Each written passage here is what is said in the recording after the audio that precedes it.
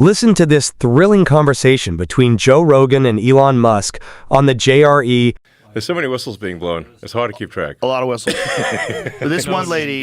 It was only in one state. It was very specific instance, Right, I believe. but it was using Social Security money, correct? That was her. I don't know. That was her allegation. So what she was alleging was that she was in charge of turning illegal immigrants into clients. That's what they would call them, and that she would go to them and try to ask them, "Do you have a headache? Do you have back problems? If you do, now you can be permanently disabled. You get permanent disability, so you get Social Security for life." Yes. Yeah. Not just Social Security, but disability, which is even more. Right, and you get them on the taxpayer dole right away the moment, and they're illegal aliens. Yes. Oh, so if I were to say, like, what's at the heart of the sort of, like, why is the Democrat propaganda machine so fired up to destroy me? That's the main reason. The main reason is that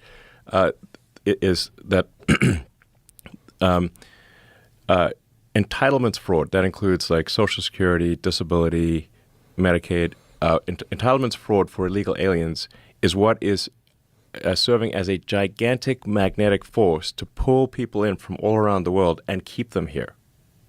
Like basically, if you pay people at a standard of living that is above 90% of Earth, then you have a very powerful incentive for 90% of Earth to come here and to stay here.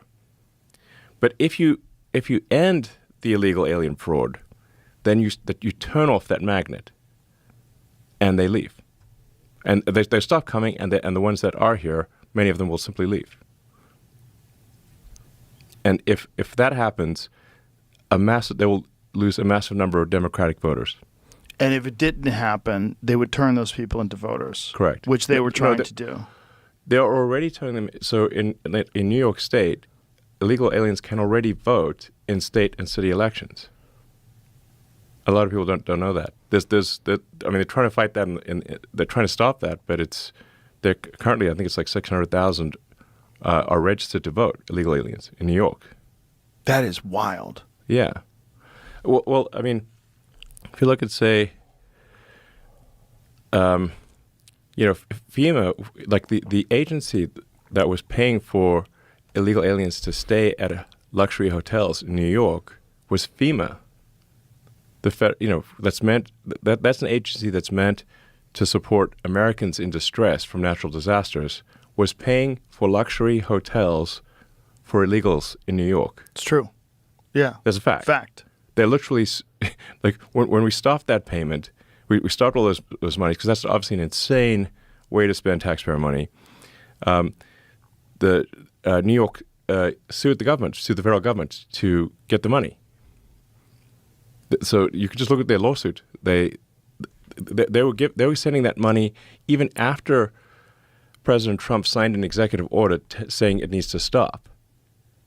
They still press send on $80 million to luxury hotels in New York. Your tax money went to pay for illegal aliens in luxury hotels in New York from an agency that is meant to help Americans in distress from natural disasters. Right, and I would like to know how up. much. And I would like to know how much they spent on North Carolina and how much they spent on Maui. Yes, exactly.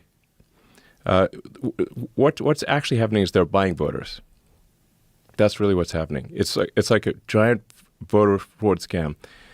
They're importing voters, and it's really just a matter of time. So, like, if a lot of people have trouble believing this, but the more you look at it, the more you will realize just how much of a problem this is, and how it's not just real. It is an attempt to destroy democracy in America. That's what, in my view, it is what it really is.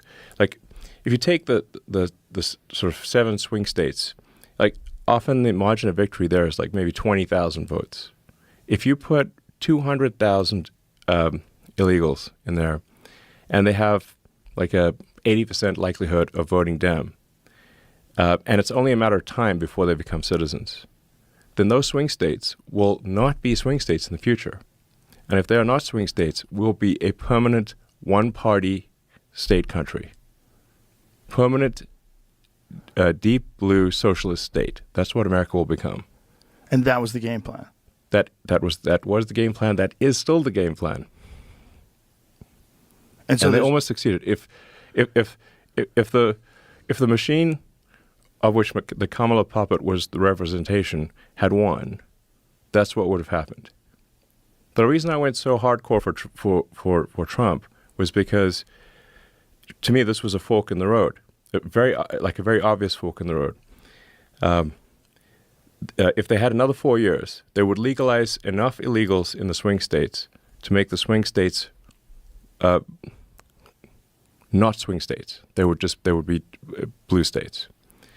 Then they would win the presidential. They'd win the House, the Senate, and the presidency.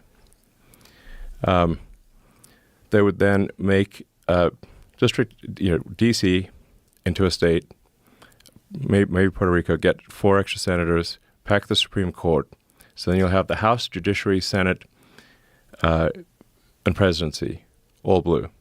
And then they will keep importing more illegals to cement that outcome. Basically what happened in California. Jesus Christ. It would have been the end. That's why I went so hardcore for Trump.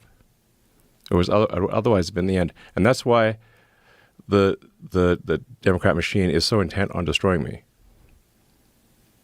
It's just so fascinating that people can't see this. I mean, I invite people to do their research. The more they do their research, the more they will see that what I'm saying is absolutely true. It's like, just do the research. Yeah. It's such a bad idea, even for the Democrats, which is what they don't understand.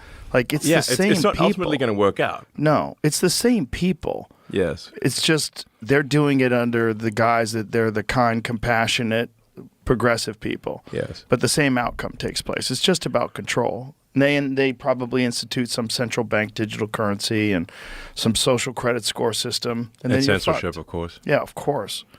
Well, that was the big fear coming into this election, was that if they can't censor things like we talked about it before, but there was 2 major forks in the road. The big one was Trump didn't get shot. Yep. The other big one was you buy Twitter.